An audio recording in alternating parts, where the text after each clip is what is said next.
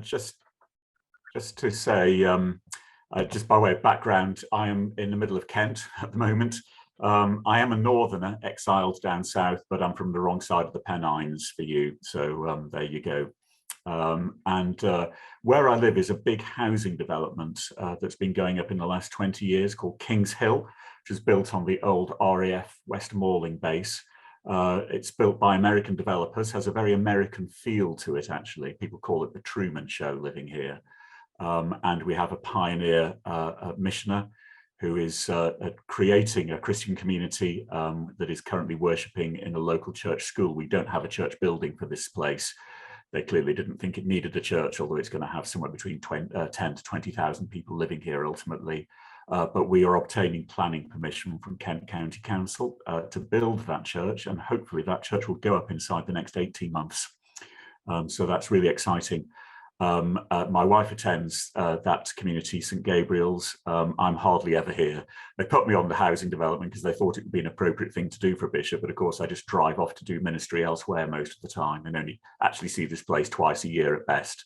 But that's kind of by way of background. What I'm going to do today, I mean, you've seen the title, which was In Praise of Hanging About, how slowing down, paying attention and delaying action can bring the kingdom nearer quicker, which is really an attempt, I suppose, to just take a countercultural look at some of the ways that we're living today. And I want to share screens with you now, so hopefully this will work.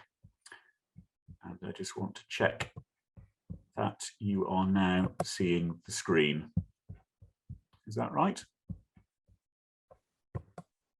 Yes, see that fine. See that fine, good. Good. Okay, so you just got the one slide in front of you at the moment, I think. Is that right? Good, thank you. So yes, it is a lame riff, I'm sorry, on Black Sabbath, putting Black Sabbath in there, which just shows my age, but I just thought I'd put it in anyway because I quite liked it. Last month, Bishops Pete, Sophie and I got to spend nearly 2 weeks with bishops from across the Anglican Communion, like you didn't know. There was lots to cherish about that, especially the bond felt with people from such different places. When you're organising a conference that large and that technical, there are always going to be some snagging points and some complaints. But one stuck out for me and was agreed upon by everybody I asked. We were on site for 14 days and there was no day of rest within that. It may be that they wanted to make the most of the event, but the outcome was, one, some people who were visiting the UK for the first time and saw nothing but the University of Kent's campus and a brief trip into London for half a day. And secondly, people grew increasingly tired around me. And with the tiredness comes loss of attention when you're in debates and seminars. I mean, it left me wondering if this was a function of the conference simply being organised by goal-driven baby boomers who like to pack in as much as possible into a day. We were split into small groups, and my small group had a Canadian bishop in it, and she said to me that she was an absolutely out there, off the Richter scale extrovert. And she said that after 5 days, she crashed through over-relating and slept through an entire afternoon to be ready for the next session. The late Bishop of Durham, David Jenkins, once said, and if you keep one quote above your desk as a motivational tool, this might be it. It's one thing being a martyr for Christ. It's another thing entirely killing yourself working for the Church of England. What I want to say to you at the outset is, do not near the completion of your ministry, whenever that might be, sensing that you have neglected family and friends, because you will seriously regret that. And when we do that, our horizons narrow horribly, and we become less interesting and less imaginative. The Lambeth Conference lacked a Sabbath. This country lacks a Sabbath, except in the Jewish community. Several years ago, the broadcaster and journalist Mariella Frostrup said this: "Nominating the most destructive changes to our quality of life, I'd start with Sunday trading." That was quite a brave thing to say, because people who argue against it are still painted as fun-hating Puritans. But it's made a huge and largely unremarked upon difference to the whole nation. There's been no audit of the effects of Sunday trading, and there never will be, despite the obvious point that one day's less activity a week would make a huge difference to the whole environmental agenda, never mind improving the quality of our relationships. In fact, the journalist Madeline Bunting has asked whether the next question about sustainability is actually about human sustainability. In a generation, there won't be a single person alive who can remember a collective day of rest outside the Jewish community. The Holocaust survivor and psychiatrist Viktor Frankl, known to you, I know, diagnosed at one point in his career what he called Sunday neurosis. Sounds like the kind of thing we'd have waking up on the day. But what he actually meant was, where a shared day of rest on Sunday with less to occupy people led some to an existential crisis he found in his therapy.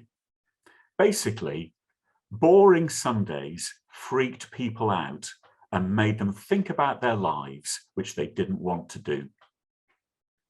Sunday work and leisure have hit church life. We know that people ordinarily have lots of choices in front of them when they wake up on a Sunday morning, only two of which are to come to church or to log on to church.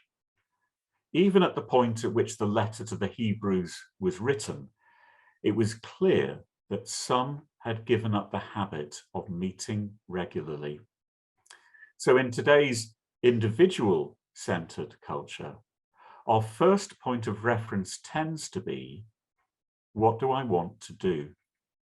So people don't tend to think, when they might be wavering over what to do on a Sunday, how will other people be blessed by my presence on a Sunday? They tend to think, what do I need to do, or what would I like to do? And you don't need me to tell you that occasional attendance has made a big impact on what it's like to gather in worship each week. But the increase in Sunday working across society also provoked us into making changes to the way that we worship beyond counting pew fillers on a Sunday. So fresh expressions are, in one way, a direct response to people not being around for the main Sunday service because Sundays have changed. Those who argue for proper rest in today's world could be divided into two camps. The first sees rest as a means to an end, a way of increasing productivity in the long run. This camp often expects us to fill days off work with lots of self-improving activity, as if loafing around on a sofa is a capitalist sin. Now, you may love to run 10K on your day off, but if we do this because we feel the need to assuage guilt at doing nothing, it's possible we're suffering from what psychologists call idleness aversion. Apparently, I did not know this until recently, the Latin word for business is negotium, which translates literally as not leisure. Business in the ancient world was not leisure, suggesting that for them, work was, in a way, a deviation from the whole point of life, which is to be at rest. So some may think rest is a means to an end, but there are others who think it's an end in itself.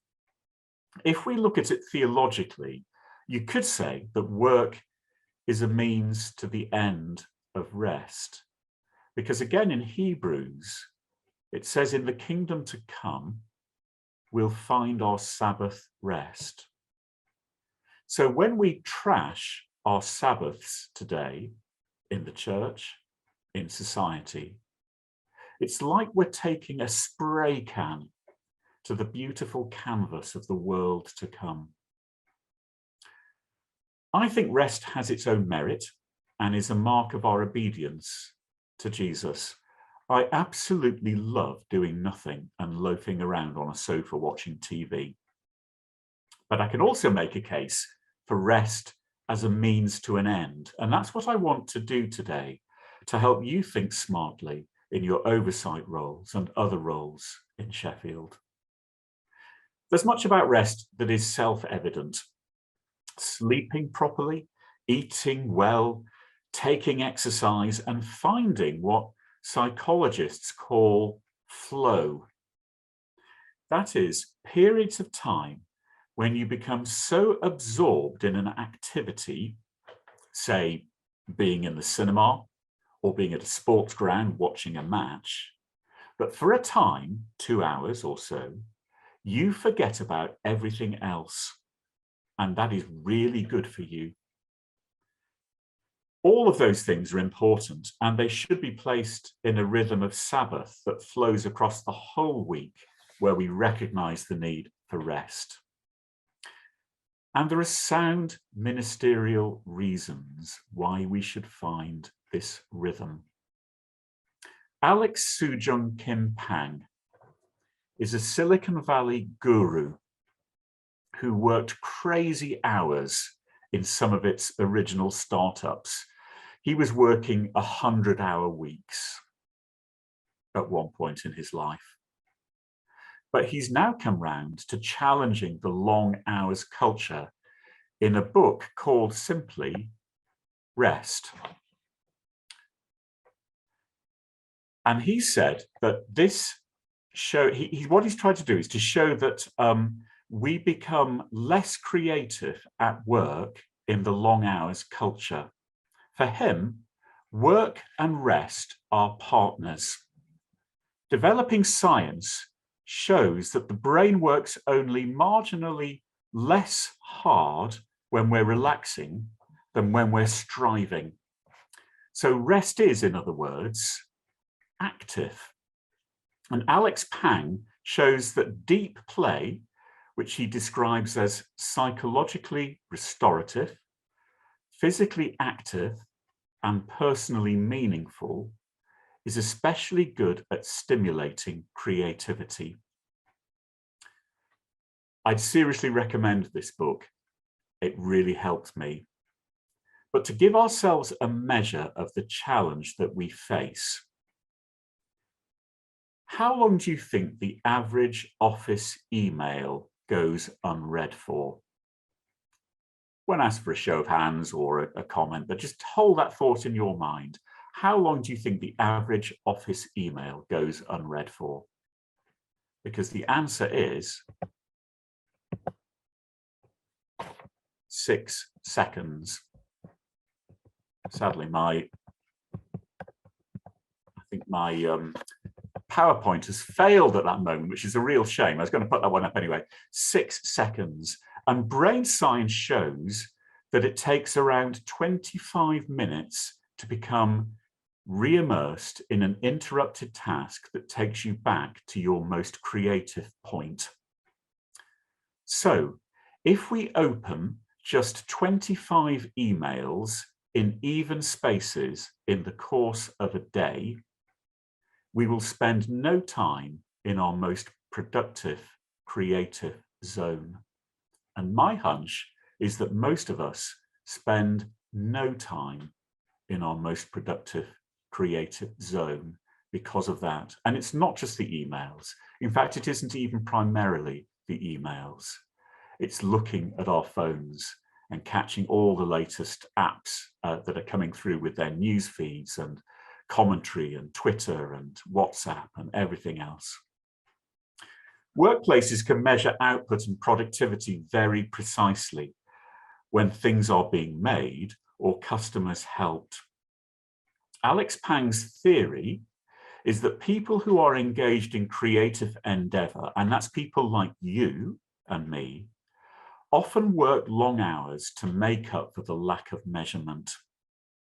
Endless effort makes us look committed, but it does not mean we are more innovative or, in spiritual terms, more fruitful.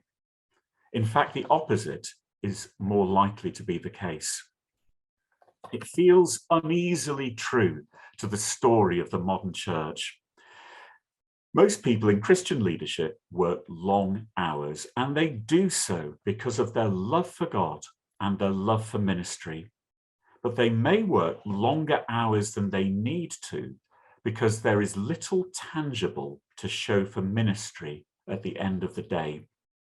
We can't easily measure outcomes, despite what SDF would like us to do. The kingdom grows in secret places, and fruitfulness for God will only truly be shown at the end of all things when the harvest is made. But the temptation is to make up for this by putting in bone-crushing hours.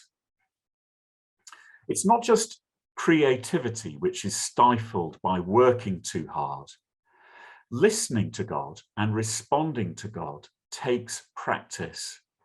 But many people are still almost apologetic for time spent in quietness and make really silly distinctions between work and prayer, as if prayer is just a sanctified version of the sneaky fag break. And rested people are not just more creative, they're shown to be less risk averse. Apparently, tiredness makes us more cautious and more introspective. Yet of all the things the church needs right now, risk-taking mission and ministry is top of the list, and our tiredness may be getting in its way. Historians will look back on our attitude to work, and they will note that the loss of Sabbath for this country coincided neatly and possibly fatally with the digital revolution. Because without a grasp of Sabbath going into that revolution, society's been helpless to regulate the effects of always being in touch, online and available. Now, in Silicon Valley itself, there's a particular idea that's emerged in recent years, and it's been called the digital Sabbath. You can look it up. There's a group of authors who've drawn up a Sabbath manifesto, and they've described themselves as people who are not particularly religious, but they felt a collective need to fight back against our increasingly fast-paced way of living. And in their manifesto, they are inviting people to carve out one day a week to unwind and unplug. And they have 10 particular principles. I was going to bring these up on screen, but sadly it's frozen for the moment. So I'll read them out to you, and we'll be able to share the slides subsequently, so you'll have them. Okay, so bear in mind, they said we're not particularly religious, and listen to these 10 principles for their Sabbath. 1, avoid technology. 2, connect with loved ones. 3, nurture your health. 4, get outside. 5, avoid commerce. 6, light candles. 7, drink wine. 8, eat bread. 9, find silence. 10, give back. We're used to running down Silicon Valley, But having read that manifesto, I feel that God is speaking to us and breathing those words to us. It's kind of Sabbath reimagined for the digital age, and drawing on ancient tradition, it has lots of wisdom about it. It's just a pity that the church didn't get to that idea first, and I don't think we did, but we can build on it. A number of us have rules of life. I know that. And in this session today, I just want to go a step further. We're going to take a bit of time out to do this alone, and it won't be a case of coming back with your homework to tell others what you've done. It's entirely for your benefit. I don't need to know this, and others don't need to know this. But I want you to begin to dream up a rule of Sabbath for yourself. It could be one sentence, or it could be 10 principles like the geeks of California. If you live to 80, you'll have just over 4,000 Sabbath days. If you are, like me, nearing 60, and that would leave you rather with just over 1,000 Sabbath days left. If you're my age and plan to retire at 66, which is just me dreaming, it's likely to be longer than that, that leaves you with just over 300 Sabbaths to reflect on. Whatever age you are, you can do the maths, and that Sabbath is a gift, and a gift not to squander. So how are we going to live those days? What I suggest we do now and give us till 10 past actually, so another 8 minutes or so from this point, is just to turn your cameras off and reflect on this, and we'll come back together at 10 o'clock when I'd like to put us into groups really to discuss one or two other things. But if you could work on that, that's great. And if you think, I absolutely will not give myself a rule of Sabbath, that's fine. You've got 8 minutes of Sabbath to yourself. Thank you very much. People would like to start rejoining, that would be good at this point.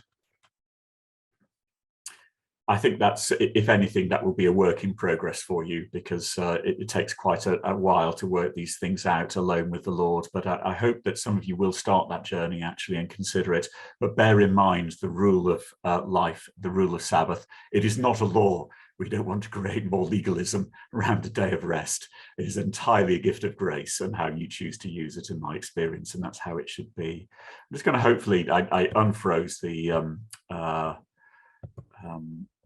PowerPoint a few moments ago. Hopefully you can see that in front of you. Is that showing? Yeah, good. Okay. So what I wanted to do, and Bill's going to put us into small groups here now. You may find these questions helpful. We're not going to have people coming back and answering. It's okay. Really, these, I think, next 20 minutes is an opportunity for you to have a conversation in those small groups. If it helps, here are some useful questions. And the first one is around, what does deep play mean for you? Remember that Alex Pang described it as psychologically restorative, physically active, personally meaningful play. That's the first thing. Second thing is, I appreciate some of us are younger than others in this group, so it may not work for you, but those who are a little bit older, if you were to retire tomorrow, what would your regrets be in looking back? So I think you may find that will tell you some important things. And then if your diary were entirely free for the week ahead and you didn't have to answer to anybody and you could be entirely proactive from beginning to end, what would you prioritize? Those are 3 questions to take into the group sharing now, but I would say it's not prescriptive. Just use this time as you choose to, and it may well be you just want to reflect back on the whole culture of overwork in society and the crying need for rest that we have to generate our creativity. I'll leave it entirely up to you as to how we deal with this, but the next 20 minutes are your own, and then I think, Bill, we're coming back together again at 10:45 for the next session. Yes, we have a break at past, so that gives you more like quarter of an hour, just over quarter of an hour. And then we'll just do our own coffee break and come back, of course, too. Is that what you'd like, Bishop Simon? That sounds fine to me. Thank you. Yeah. Yeah, that's great. Okay, well, I hope these groups work out. I'm trying to make 3s and 4s, so we'll send you off into those, and I'll post those questions in the chat once you get there. I'll try and message you in the rooms.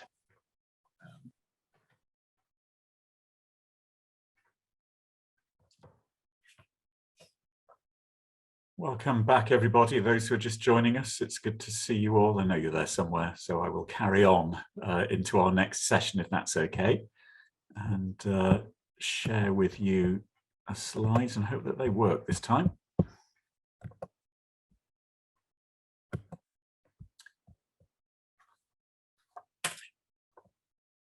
I want to begin this session just by telling you a true story about listening. You may have heard it before, so that's fine. If you've not heard it before, it is a brilliant sermon illustration. True story. 2 men were sitting next to each other on a flight across the United States. One of them was from a rich Texan oil family, and he loved mountaineering and he loved talking about his mountaineering. So he regaled the other man with stories of the mountains that he'd climbed and the views to be had, the mountain faces to avoid and the equipment to be used. And this went on and on and on, all flight long, from one coast of America to the other, while the other man listened quietly. As the plane came into land, the Texan turned to the other man and said, "I'm sorry, I didn't ask you your name." To which the other man said, "Hi, yeah, pleased to meet you. I'm Neil Armstrong." Sometimes it pays to listen to what the other person has to say, especially those who don't say very much. If our culture is becoming angrier and more polarized, there'll be many reasons for it. But one usually not remarked on is that we have stopped listening carefully to one another.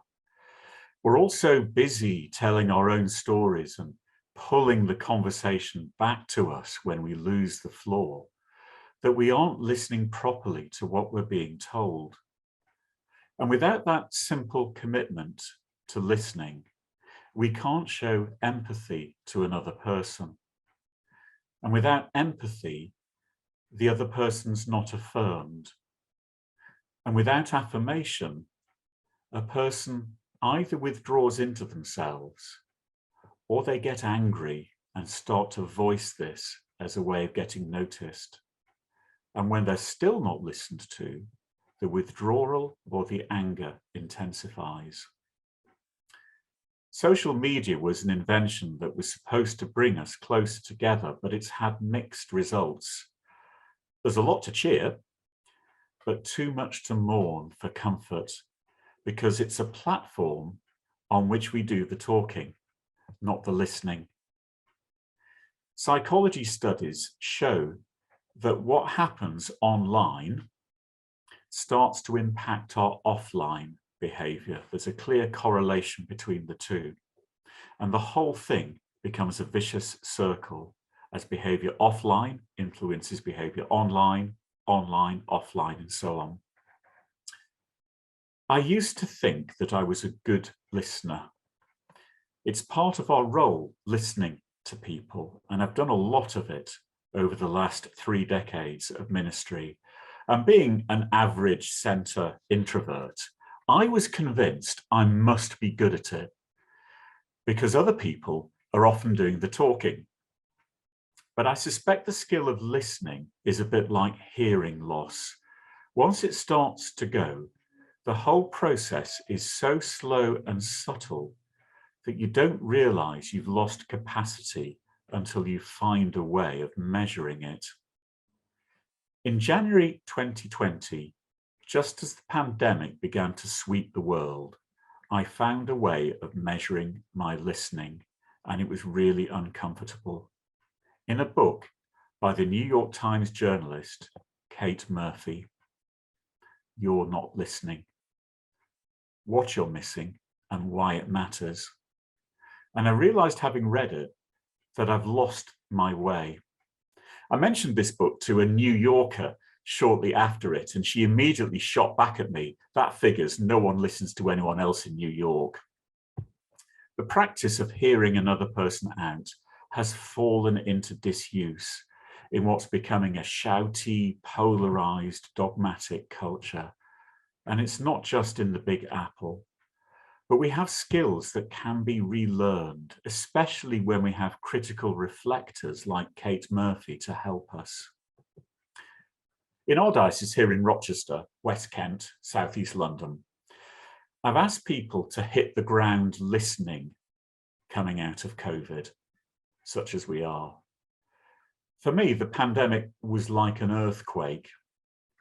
We were indoors while the world shook violently outside, with several lasting aftershocks. I expect that when you emerge from an earthquake, the dumb thing to do is to run to the first piece of fallen masonry and to try and lift it up. The smart thing to do is to walk round, taking in the scene, listening out for the quiet cries for help that are coming from the rubble. And when you hear those cries, to ask others to come to you to help to do the lifting. We're in a mixed place right now. Some have hit the ground running. Many are still wandering around, pretty dazed and fatigued by the shock of what's just happened. Not just with COVID, of course, but with the cost of living crisis and the war. The thing about locating God in a crisis, in my experience, is that he's often just out of eye line in the margins. Everyone knows the risk of tunnel vision, but hardly anybody talks about tunnel listening. But God is usually standing with those who've lost their voice and cannot cry for help. How many churches have you come across that decides what a community needs without listening to what it actually says that it needs? Building up this picture need not take some huge branded community exercise.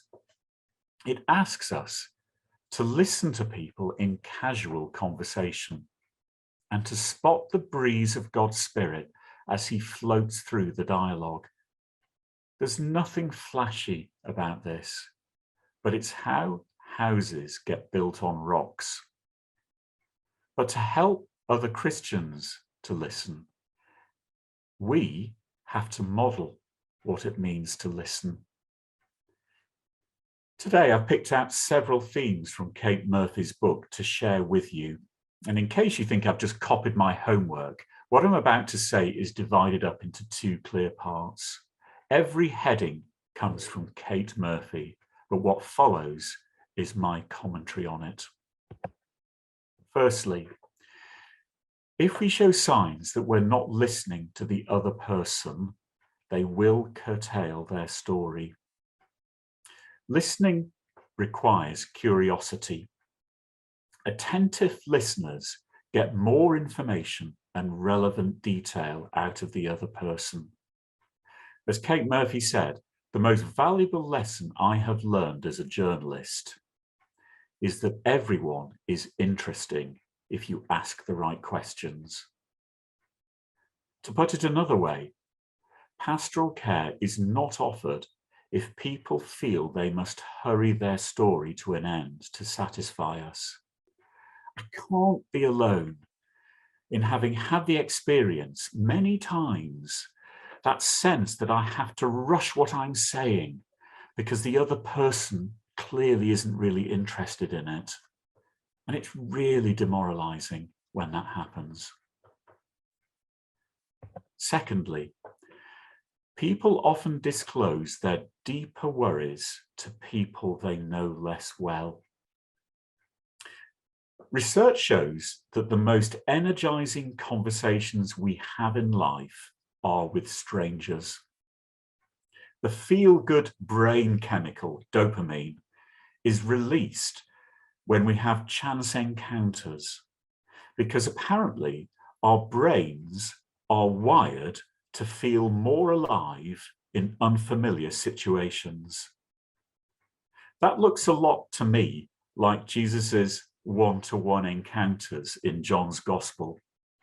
People he meets on the road who then follow him on the way because he gave them the time of day.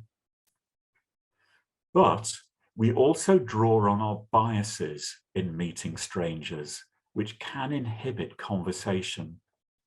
We size them up quickly and often wrongly, and so close off why God might have brought us to them. It's an embarrassing but verifiable truth that people tend to assume they are cleverer than the strangers they meet. That's been shown by research. People tend to assume that they are cleverer than the strangers they meet. Among other things, that is an absolute evangelism killer. 3, it takes much longer to speak than to think. So our minds race off when we're listening to someone else.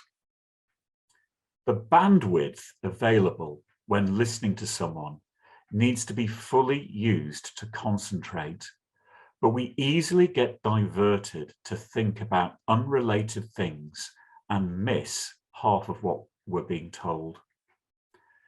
Please tell me that I can't be alone in having had mental holidays in the middle of conversations that leave me panicking because I've forgotten what the other person was actually talking about. My daughter, who's now a psychotherapist, is convinced this is my undiagnosed ADD, but there you go. We shouldn't always beat ourselves up over this. Bear in mind this statistic. The world now creates as much information every 10 minutes as the first 10,000 generations of humans combined. And a small part of that is trying to worm itself into our brains every minute of the day. The world creates as much information every 10 minutes now as the first 10,000 generations of humans combined.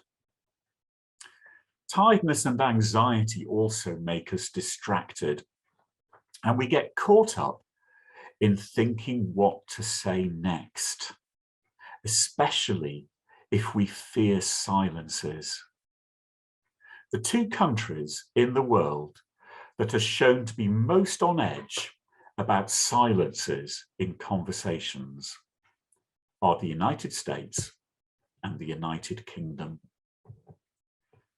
One reason introverts are not necessarily good listeners just because they're introverted is because their minds are often full of thoughts that are not being articulated. And that can crowd out the capacity to listen. 4, we should listen for evidence that we might be wrong, not just for reasons to disagree with someone. As Kate Murphy has said, good listeners have negative capability. They're more able to cope with contradictory ideas and grey areas. Good listeners know there's usually more to the story than first appears, and are not so easy for tired reasoning and immediate answers, she says.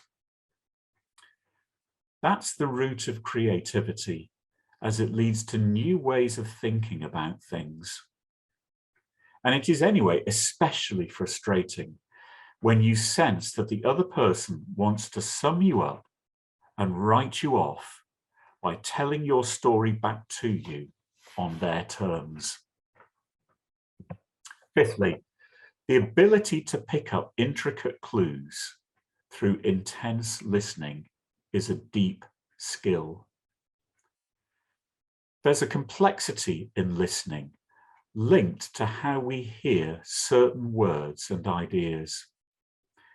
We need to be aware of how we might react in these situations because it's easy to jump to the wrong conclusions.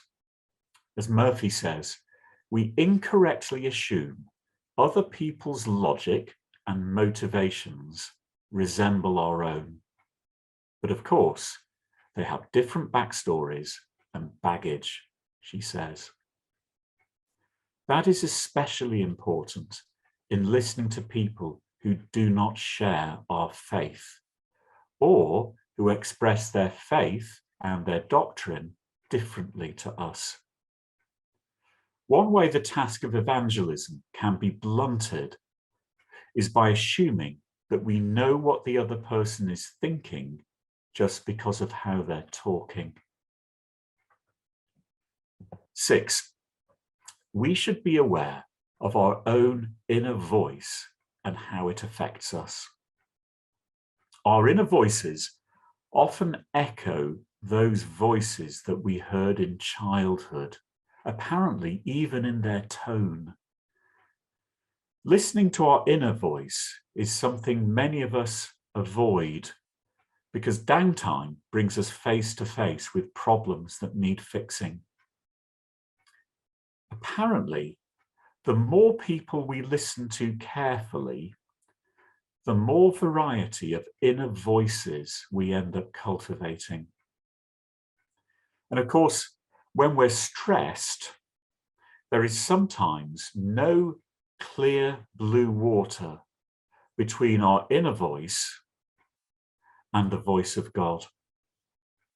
We pin the nagging, the judging, the guilt-inducing inner voice on God, with bad consequences, not just for us, but for those we talk with about God. 7, this is definitely one for us, all of us. We should beware what's called conversational narcissism. In other words, looking for opportunities to bring the conversation round to us. That damages friendship. And where two do it in conversation, it leads to each talking over the other, using the other person's words as a springboard to tell them something better or more interesting that's happened to us, so that it becomes a competition. We've all seen it and we've all done it, and it's not pretty. On the other hand, open-ended questions allow the other person to take control rather than wresting it from them, and allow for greater depth and self-disclosure. 8, people aren't usually looking for solutions from us, but for a sounding board. So we should avoid the following: suggesting how the other person feels, identifying the cause of the problem, telling the person what to do about the problem, minimizing their concerns, bringing perspectives with forced positivity and platitudes, and a special risk in the life of faith.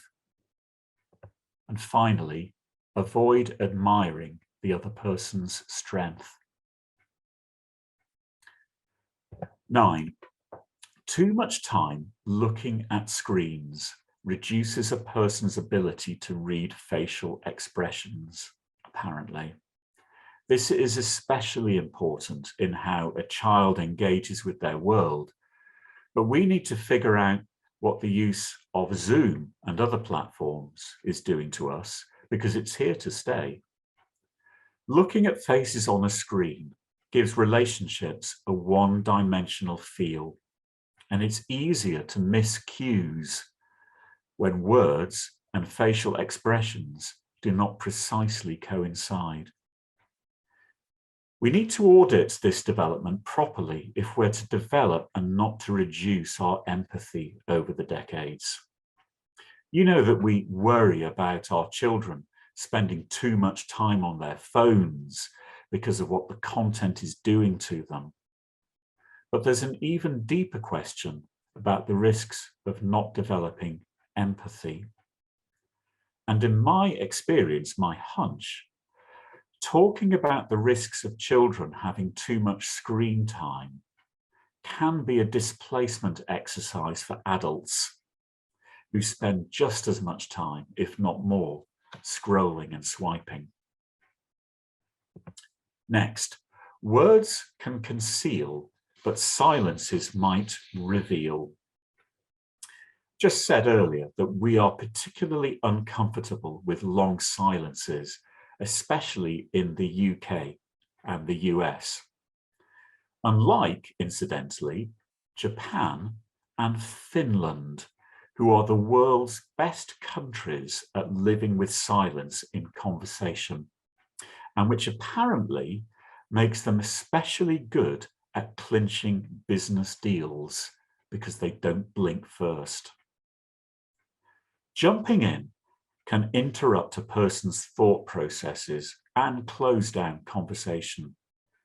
As Murphy says, garrulousness fills the silence, but erects a kind of word wall that separates you from others. Silence is what allows people in. As we emerge from the pandemic, everyone has a story to tell, but not everyone will have the ears to listen. Our duty to love and to listen should be one of the easiest first steps to take in caring about someone else.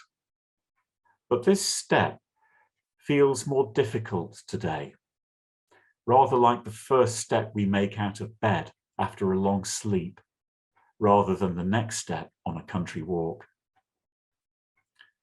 Kate Murphy draws her book to an end by saying this: listening is no easy task. Our magnificent brains race along faster than others can speak, making us easily distracted. We overestimate what we already know, and mired in our arrogance, remain unaware of all we misunderstand. We also fear that if we listen too carefully, we might discover that our thinking is flawed, or that another person's emotions might be too much to bear. And so we retreat into our own heads, talk over one another, or reach for our phones, she says. That's why I think we should hit the ground listening, coming out of a pandemic and through these difficult times. But this is how we will find the deepest victims, how we find God and what he's doing. It's not necessarily the first person you meet or the one who talks the loudest or the longest. In fact, as you know, true victims often have little energy left and may be wary of sharing their story if they think it's going to be summarized with a spiritual platitude.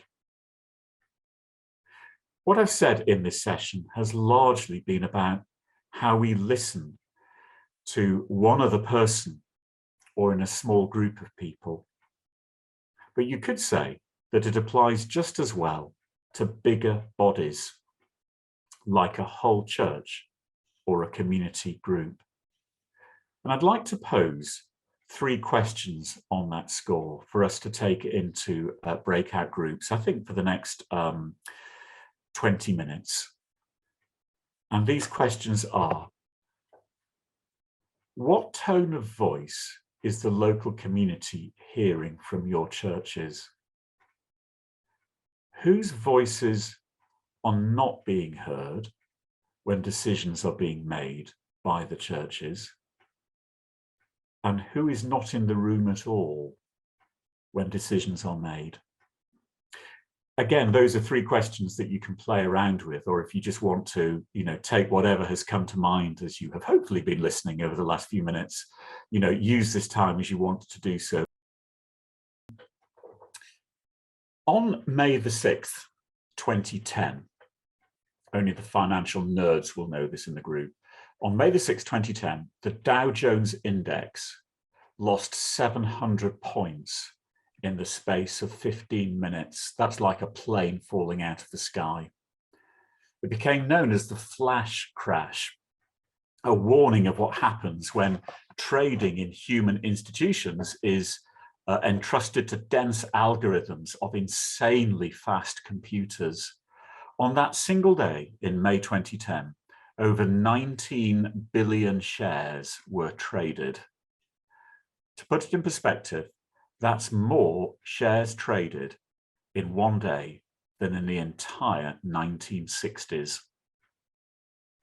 The average length of time a share is held in the United States today is 22 seconds. So much for long-term investment. Rapid, assertive decision-making is still extolled as an alpha male and an alpha female professional virtue. Those who take their time are considered lost.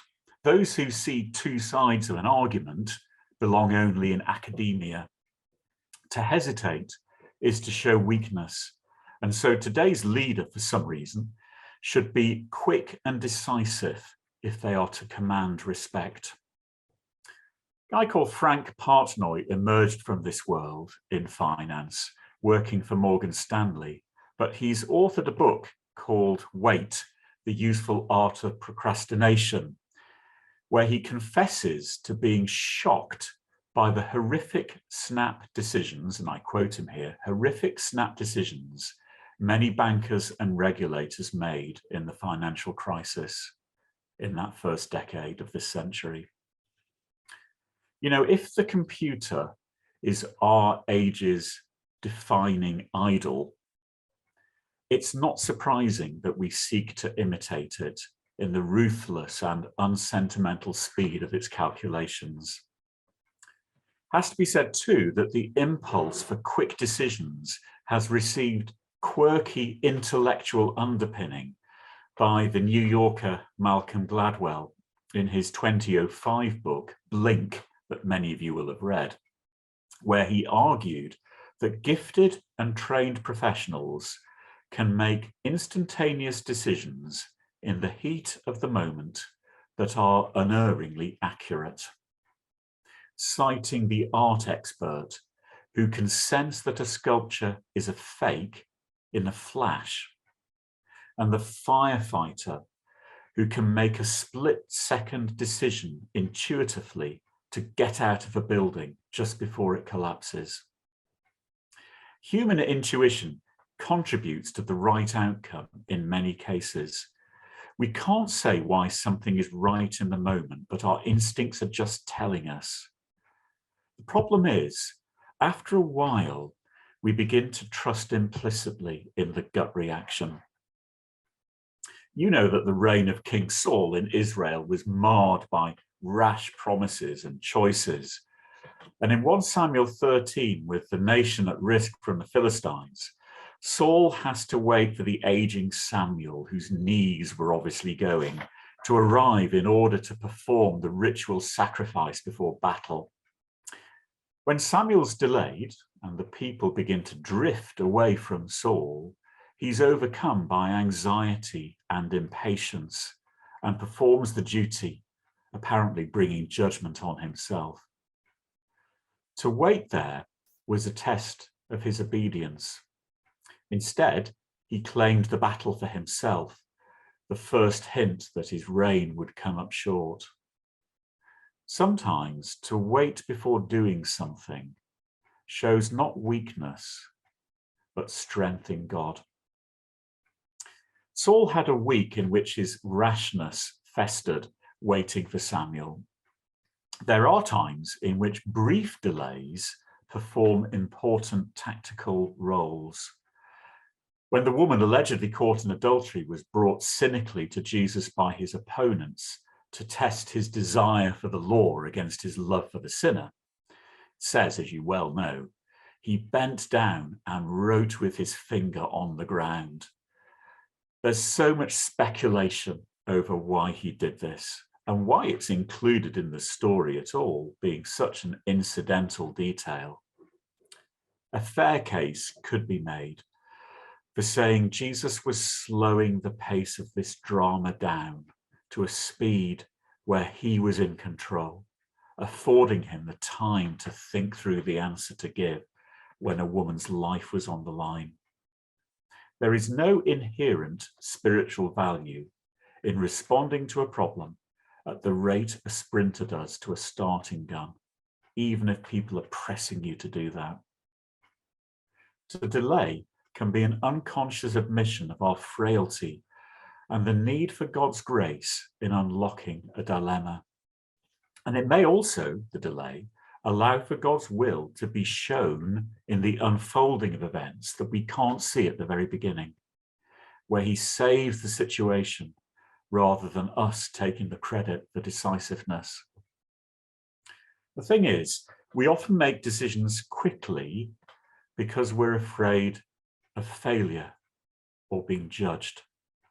We imagine that the longer we leave things, the more it will fall apart. That's what happens in the Church of England, isn't it? We just wait too long. I think we need to look failure in the eye and stare it down. But it is a bully, and we're at a loss to deal with it. The dominant answer today, interestingly, seems to be to make failure a friend. A host of articles, books, and TED Talks have been devoted to fouling up successfully and failing better. As the journalist Adrian Daub said, in the world of startups, messing up is practically a religion. The idea being that failure is a sign of risk-taking and initiative, and merely the first courageous step to becoming a t-shirt wearing dollar billionaire. Acceptance of failure and learning from it is received wisdom. Silicon Valley did not get to that one first, but there may be something not quite right about how it's presented now. The business correspondent, Reimer Rigby, writes for the Financial Times, has put it this way: when people started owning their failures, I was all for it. I'm fine with lessons being learnt and shared. I understand the need to take risks. It's the repositioning of failure as a kind of success that gets me. Sorry I screwed up has become, here are the learnings that have added value to brand me. And of course, failure usually hurts other people as well. Celebrating failure in business, I think, is crass when we turn other people's unemployment into a story all about me. In reality, failure stalks us all. Imposter syndrome, another of those terms we didn't really know 10 years ago, is astonishingly common. I've hardly come across anybody who doesn't admit to it, basically thinking that we're a walking failure that people are about to uncover in the next moment. Forgive me for using a footballing analogy here, but I think even if you hate football, you'll probably get it. As ministers of Christ, we live in a particular moment in the Church of England's history that feels more like playing for Stoke City than Manchester City.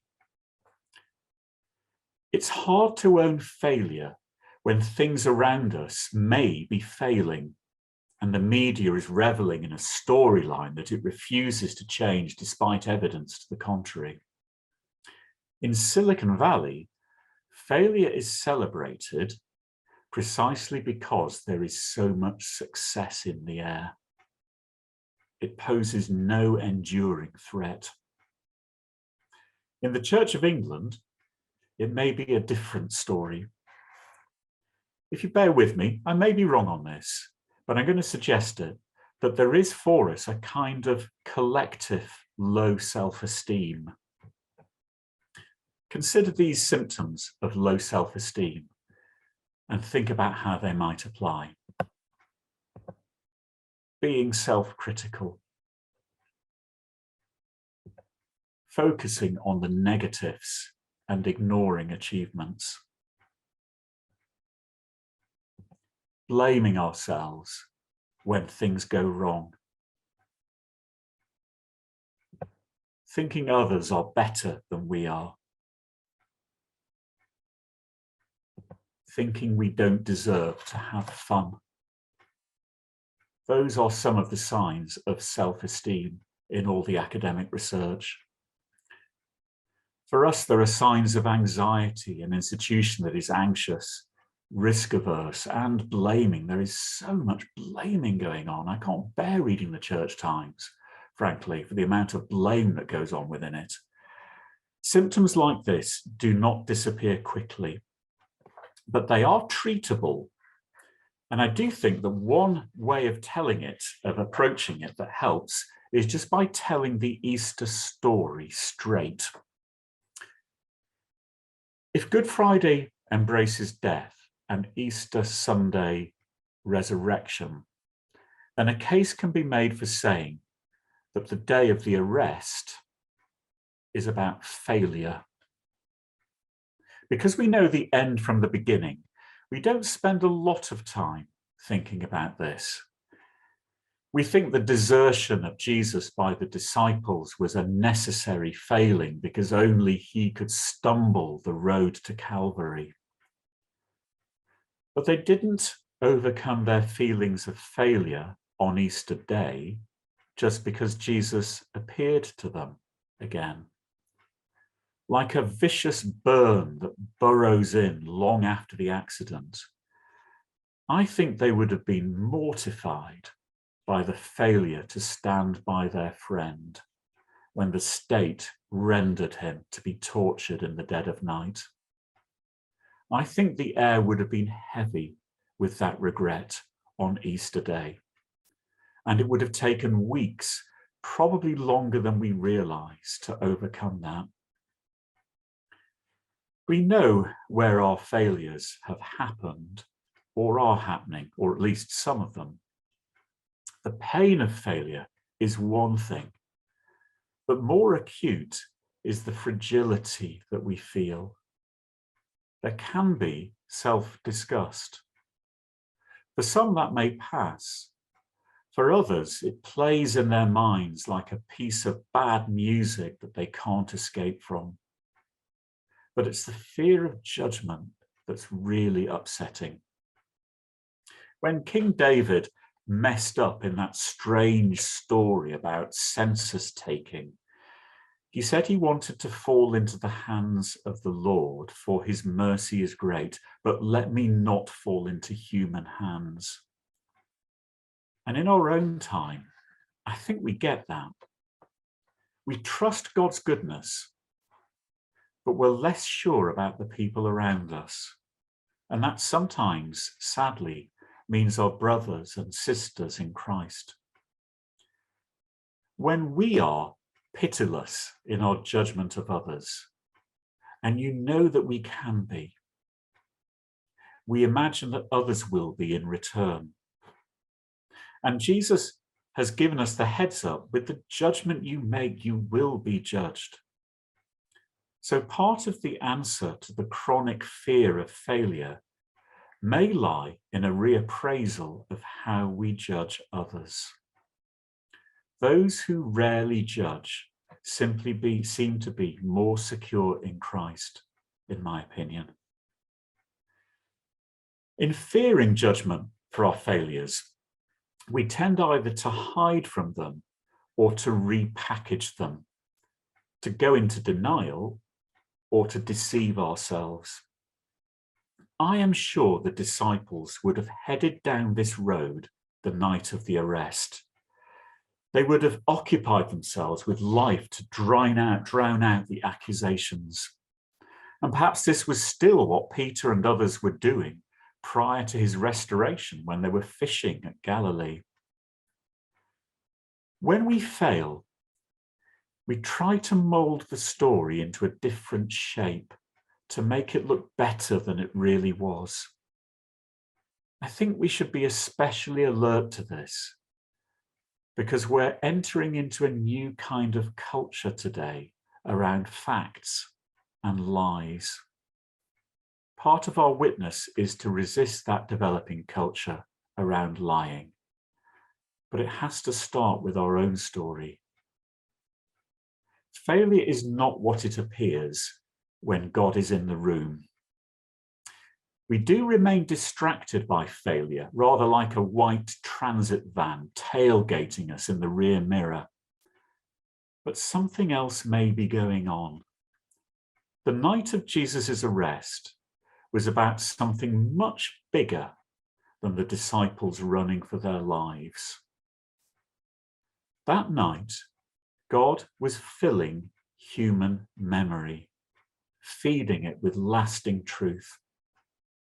As the disciples sprinted into the darkness, they were actually carrying with them a memory of Jesus washing their feet and reinterpreting the Passover to make sense of his impending end of life.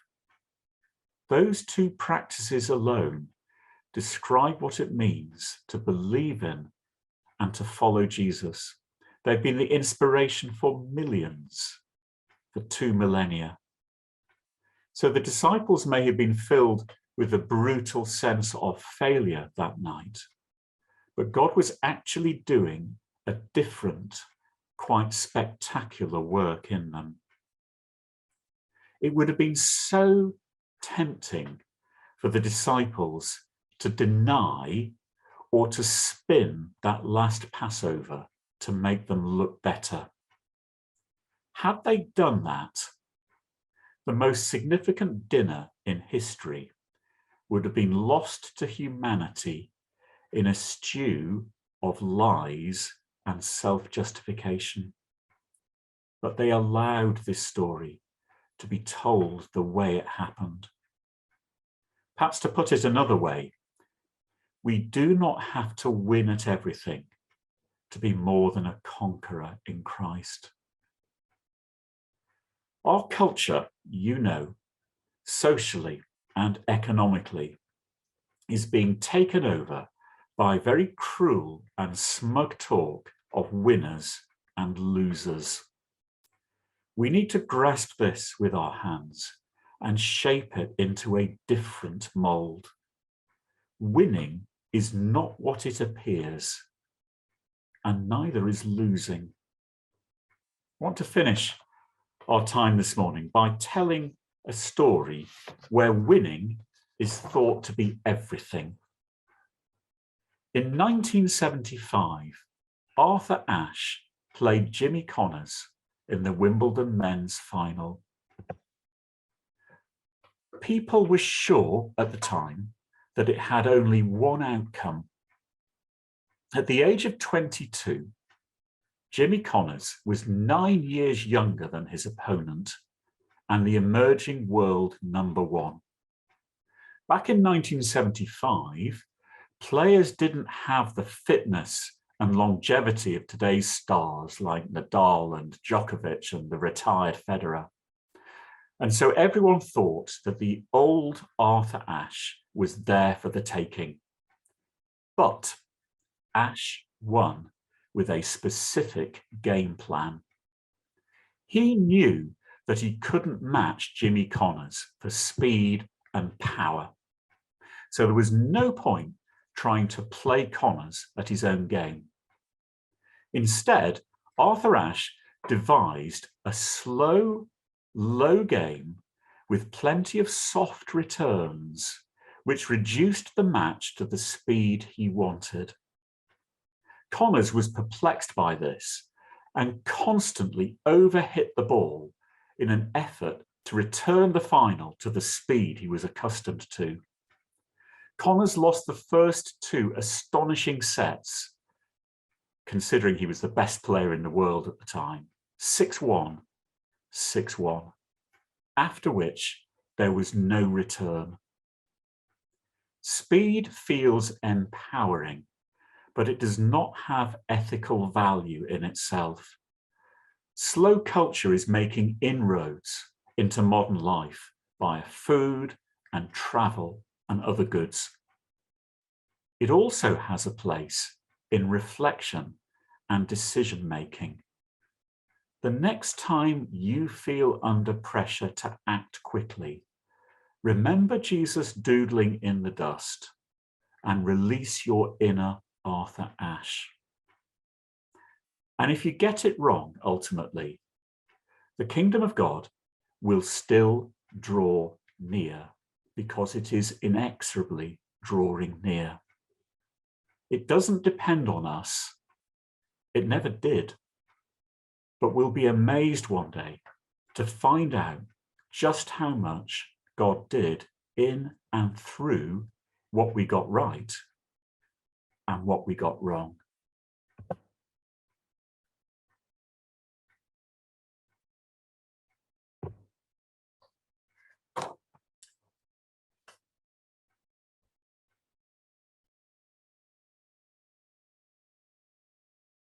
So today I want to pick up on this the kind of countercultural values of the gospel, and I want to say something in particular about weakness and failure, and the true character of the ministries to which we've been called. And I'm going to frame what I want to say around 2 Corinthians chapter 12, verses 9 and 10.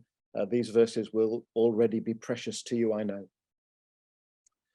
The Lord said to me, "My grace is sufficient for you, for my power is made perfect in weakness. So I will boast all the more gladly of my weaknesses, so that the power of Christ may dwell in me. Therefore I am content with weaknesses, insults, hardships, persecutions, and calamities for the sake of Christ. For whenever I am weak, then I am strong." I'm going to say something about the sufficiency of grace, and something about power made perfect in weakness. I'm going to start with the latter.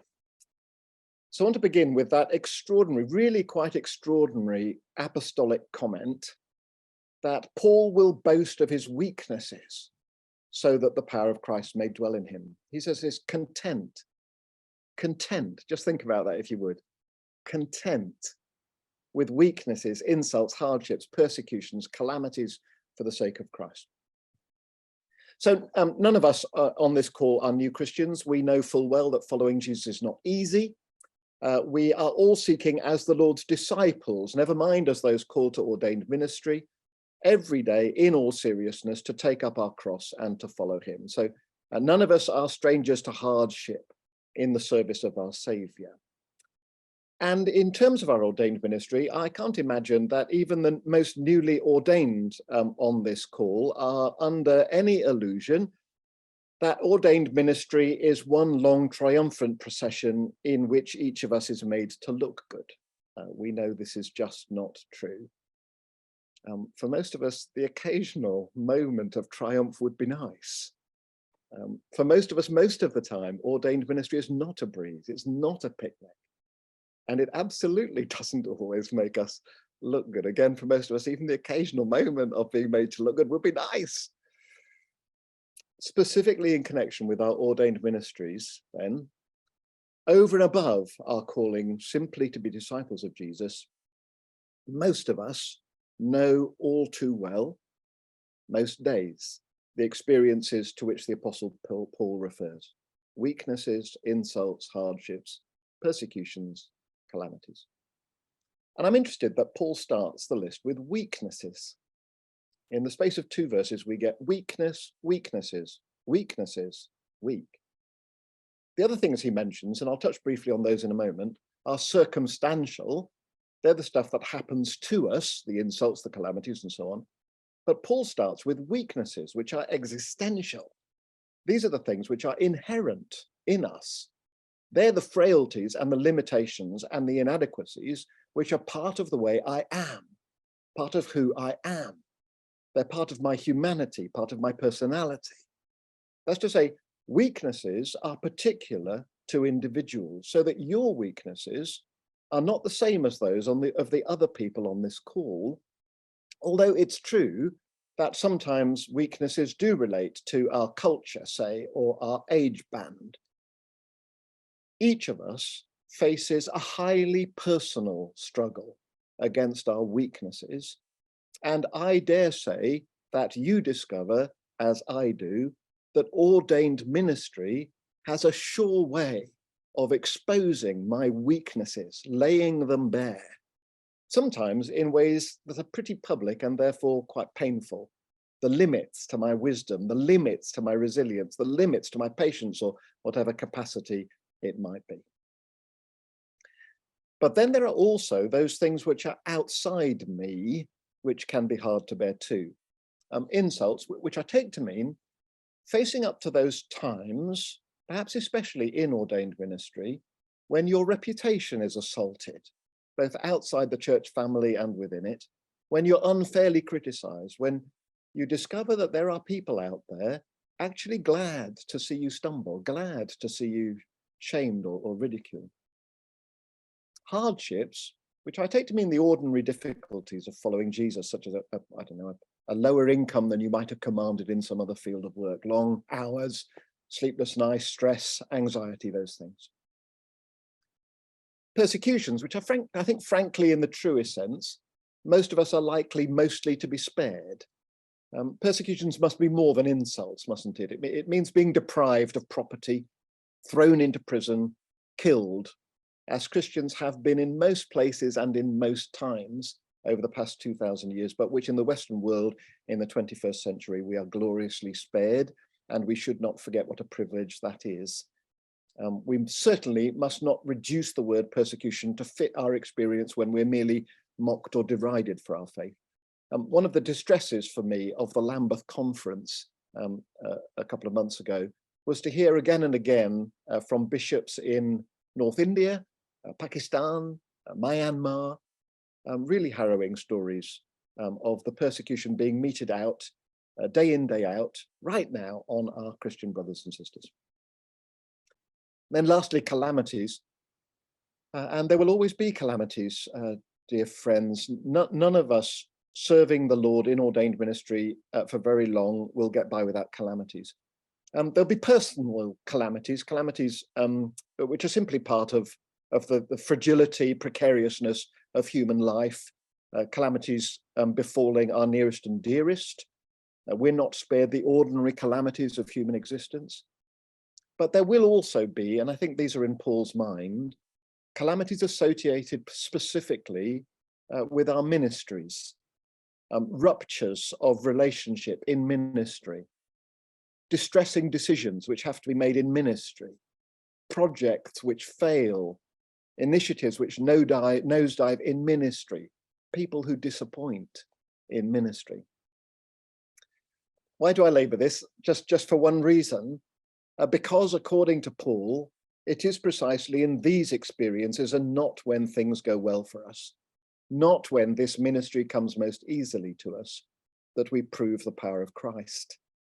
This is a gospel truth, but one most of us need to learn over and over and over again.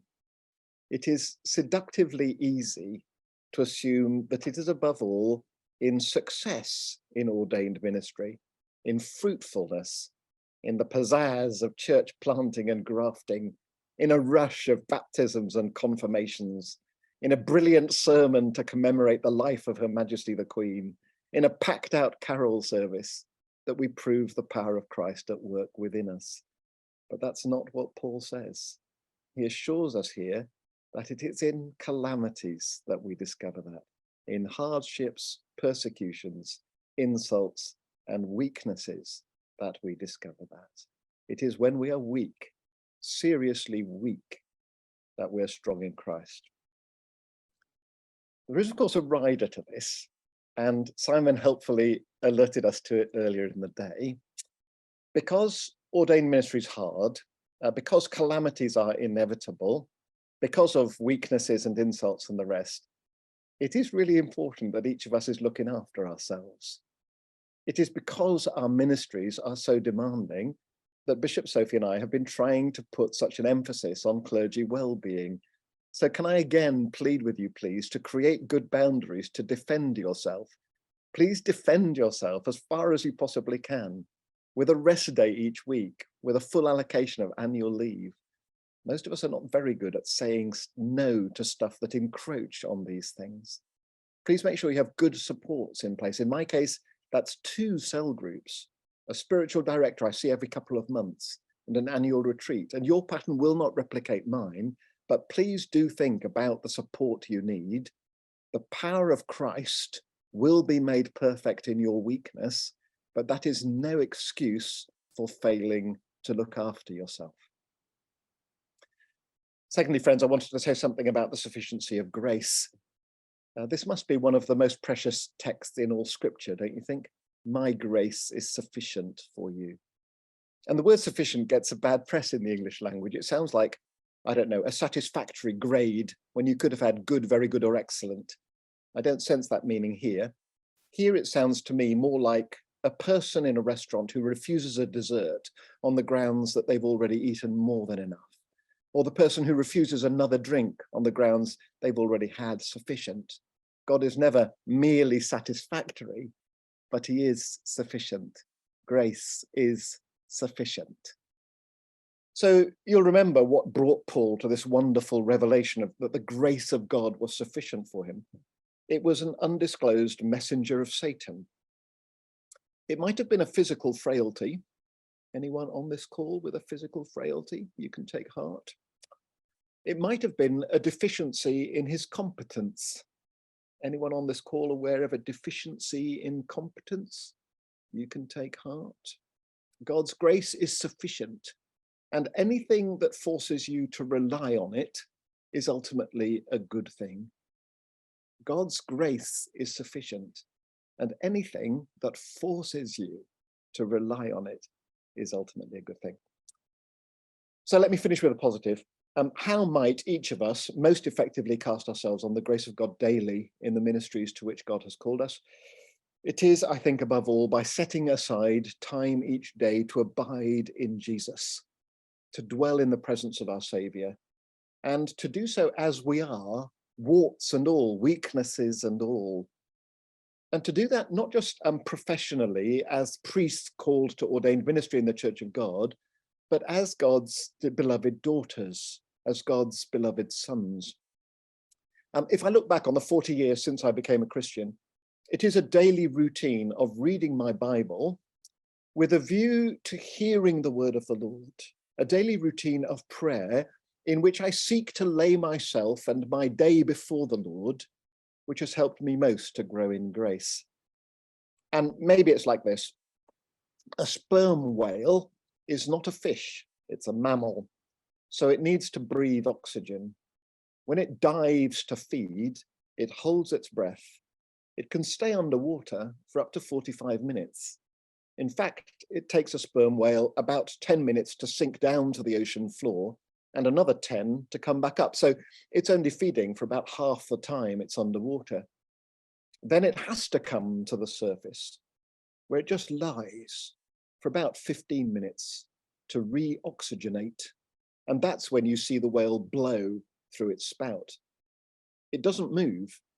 In that time, it stays as still as it possibly can in order to take on oxygen as quickly and fully as it can.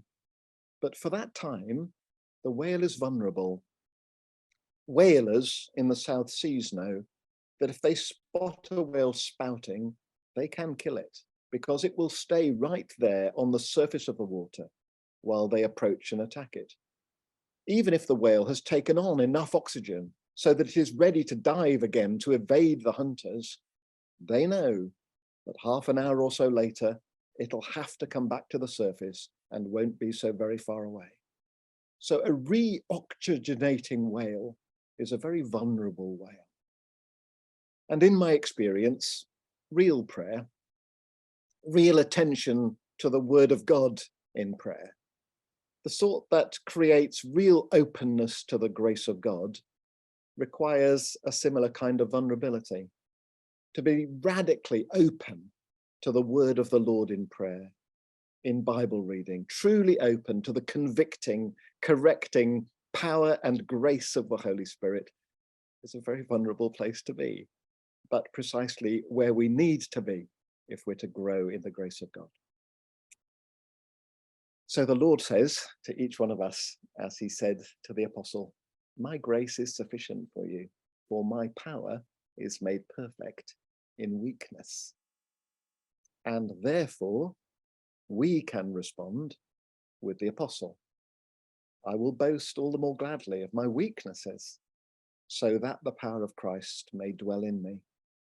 Therefore, I am content with weaknesses, insults, hardships, persecutions, and calamities for the sake of Christ. For whenever I am weak, then I am strong. Thanks be to God.